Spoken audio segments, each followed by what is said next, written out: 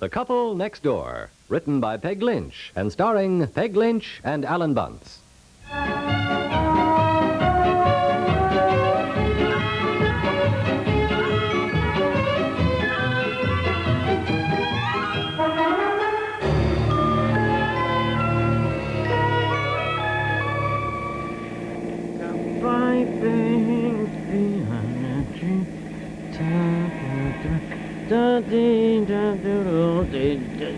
Oh, for Pete's sakes, what the heck is... Hey, what are you trying to do cutting in like that? Hi! Oh, for crying out... Oh, hi, Ann. Hello. I've been trying to get your attention for the last 3 blocks. I wondered what crazy driver was trying to cut in on me. I thought, well, I'll catch him at the next stoplight. Yeah, well, you did all right. You darn near caught my bumper, too. Well, how are you? Well, how are all of you? That's more to the point. Say, how's that brand new baby boy? Oh, he's really something. I just left the office. I'm on my way over to the hospital now. Oh, I feel terrible. I haven't gotten over there yet. But, you know, the children have had colds, and I've been chained to the house. Yeah, well, they'll both be home in a few days. I know, but I would like to get over there. It's so lonesome to be in the hospital. Always so nice to have people drop in. Yeah, well, she'd love to see you if you have time. Well, nice to see you, Ann. But Goodbye. wait a minute. Tell her that Jack is going to be home tonight to stay with the children. And it's possible that I may get a chance to run over there this evening. All right, fine. Okay, Ann. Thanks a lot. Say, what has she done about a nurse for the baby when she gets home? Oh, I don't know, Ann. Look, the lights changed. I better get going. I mean, we're holding up traffic. Oh, that's all right. They can wait a minute.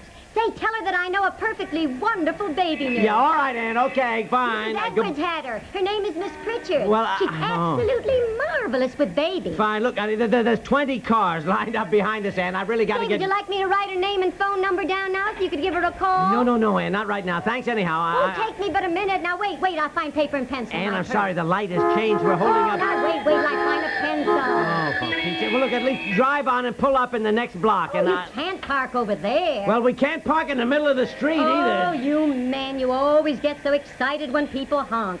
I never let it bother me. Now, wait, I'll find paper and pencil.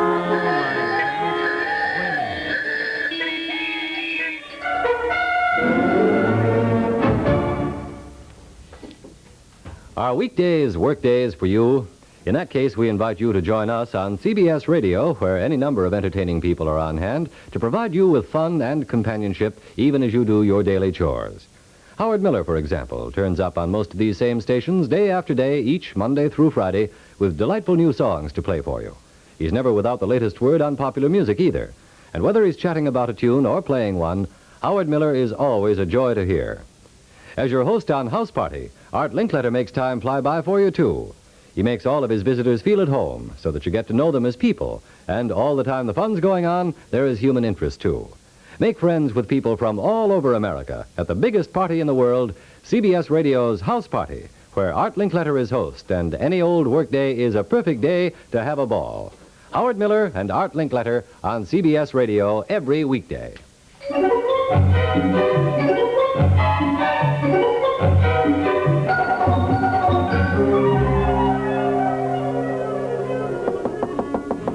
Come in. Well, hi.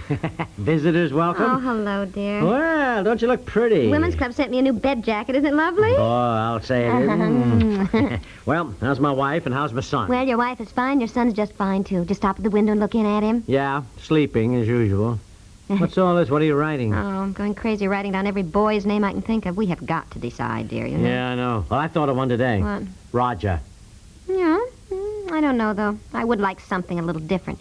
So you haven't had dinner? No, I came right from the office. You said not to eat before I came. Why? Well, I've got an idea. Honestly, dear. This hospital is just like things you hear on the radio. What do you mean? Well, everybody's in love with everybody else, and it's all so romantic. Oh, fiddlestick. No, really, and we're all so excited about a patient in 419. That's on the floor above. Oh, why? Who's in 419? Well, it's a Mr. Williams, and he's fallen in love with his nurse, and he's proposed to her. Oh, he must be a mighty sick man. Oh, silly. Isn't it exciting? Yeah, thrilling. Is that why you had me rush over here to tell me some guy tried to kiss his nurse? He didn't try to kiss her. He's got both arms in a plaster cast anyhow. Well... He fell out a window. He fell out a window? Well, it seems he was on a party. Oh. No. They all got to talking about hypnotism. And somebody hypnotized him and told him he could fly. So he tried to fly out the window, and it was 2 stories up. Wasn't that mean?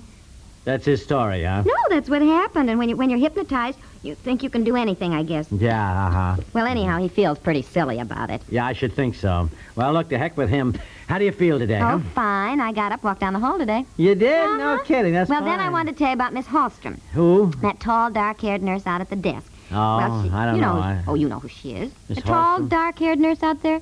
Yeah, Out there all I the guess time. so, You know who Di. she is. Sure, all right. What about she's her? in love with Dr. Gordon, and she's been in love with him for over 15 years, and he doesn't know anything about it. Who's Really, Dr. it's just- Gordon? Well, he's one of the staff surgeons. Anyhow, she's loved him for over 15 years, and he doesn't know she's been in love with him. And the little probationer nurse that comes in to rub my back told me that Miss Hallstrom just lives for every morning so she can say, "Good morning, Dr. Gordon." And he says, "Good morning, Miss Hallstrom." And that's all there is to it. And that's sad. Yeah, I guess so. Look, I don't think I'll lose any sleep over it, but... She was his office nurse years ago, and about the time she thought he was finally noticing her because he asked her out to dinner a couple of times, he took a vacation, met somebody else, and married her. Isn't that mean? Why? What? Oh, really, dear. Gee, Miss Hallstrom had just devoted herself to him. I mean, sort of, you know. And as the little probationer said, there ought to be a law against marrying women from out of town. Really. You it just... women, no kidding. Yeah. Look, to heck with all Well, that. I want to tell you about Miss Dale. Yes, do you know who's Miss Dale? She's my night nurse. You met her, I think. And she's crazy about Dr. Blair. Look, I Well- thought this place was a hospital. Sounds like Lover's Lane. Oh, don't be silly. Anyhow, he's one of the interns, and he is just darling. Tall, blonde hair, blue eyes, and the most wonderful smile. How do you know? He stopped in this morning and asked how I was. Oh, he did. huh? Anyhow, he's asked Miss Dale out, you know, a lot, but he doesn't seem to be serious, you know. Yeah, he's a smart man. Oh, really? You see, we all feel that he probably thinks. Now, who that is we? All the nurses and me. Look, do they get any work done around this place? We feel that he probably thinks that just because he's an intern that he can't afford to get married yet. Well, he probably can't. Yes, the but Miss poor Dale guy. said it wouldn't matter. She knows he loves her too, but he won't say so. And she says she could keep on nursing even if they do get married. And if they don't get married, you know what'll happen. If they put off getting married for years, it won't be nearly as romantic. And that's the time somebody else might just snap him up. I Look, mean, for it Pete's never sake, you're supposed to be in the hospital recuperating, getting a good rest, recovering from the baby. What are you doing, starting a matrimonial bureau Oh, around here? honey, I feel sorry for the nurses. They work so hard. When you see somebody all day long, you don't always look your best every minute. And we think Dr. Blair just needs a little, prodding. Now, look, I am not interested in Dr. Blair or Miss Dale or Miss what's-her-name or the patient in 419 or anything else, except my son. Now, let's talk about him, No, will darling, you? I had a reason for asking you to come see me before you ate your dinner, don't you see? No. Well, there's a little restaurant across the street where they all eat sometimes, and I thought if you had dinner with Miss Dale, when Dr. Blair comes in and sees her with another man... Oh, no, no, he will feel- no, All you no, have to no, do is no. eat with her and make him jealous. Yeah, I mean, yeah, just that's be seen fine. with I'm him. sitting there, and this blonde Romeo comes in and takes a swing at me. No, he Nothing wouldn't. Doing. He wouldn't do Ah, that. You don't know. He'll just see you with her and realize she's attractive to other men. It's the quickest way you get a man to the proposing point. Well, you want to know. You certainly nailed me quick enough. Oh, you were easy. I was, Oh, huh? yeah, sure. Yeah. Didn't put up any struggle at all, did I? You said, marry me, and I said yes, and that was that. Oh, yeah. Now, look, dear, do that, will you? Eat with Miss Dale, please. Look, I don't even know the dame. What'll we talk about? Oh, honey. Hey, wait a minute. Isn't she that silly kind of giggly nurse with the frizzly hair? Oh, I mean, now, look, honey, I please, can't. dear, for me. Now, she always sits just inside the door, at that little table to the left. Now, I didn't tell her anything about this, so she'd be embarrassed. Just be your own sweet, charming self, and you'll get along just fine with her.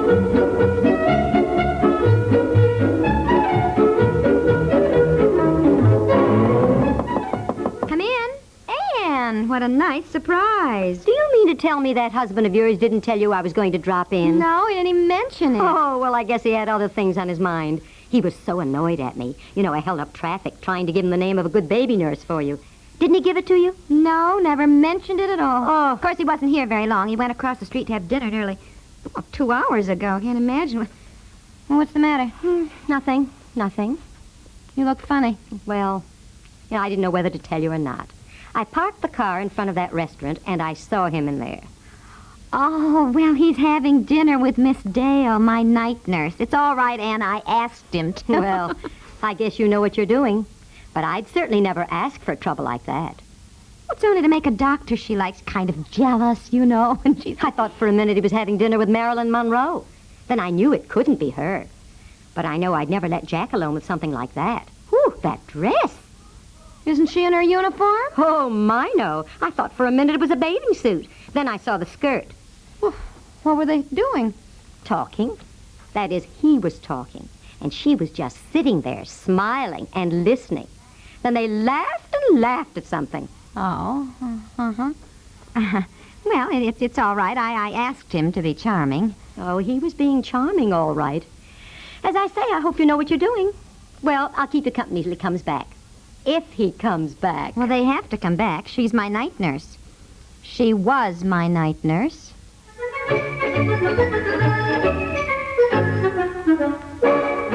We'll return to the couple next door in just a moment.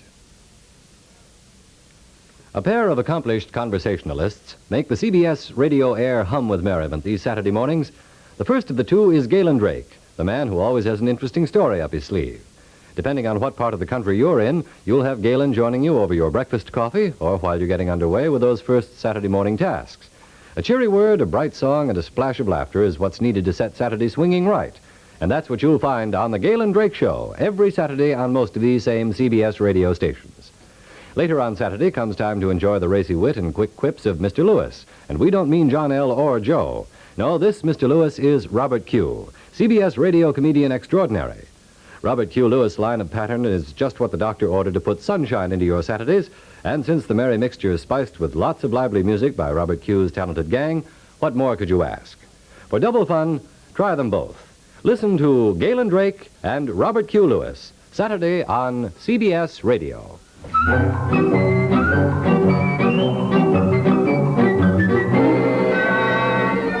3 hours.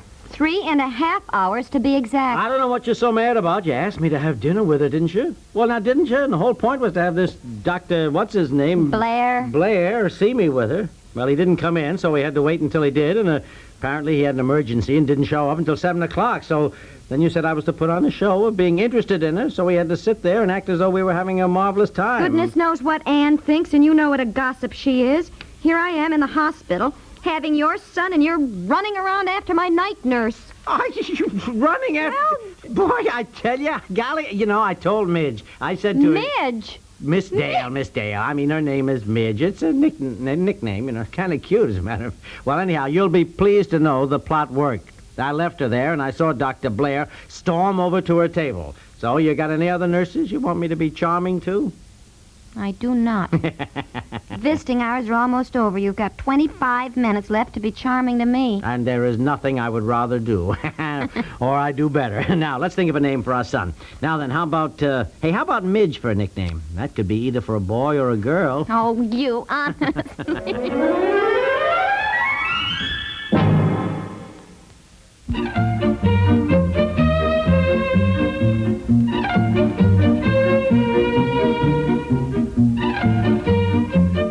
The Couple Next Door is written by Peg Lynch and stars Peg Lynch and Alan Bunce with Julie Lawrence and is produced by Walter Hart. This is Art Hannes inviting you to listen in tomorrow to The Couple Next Door.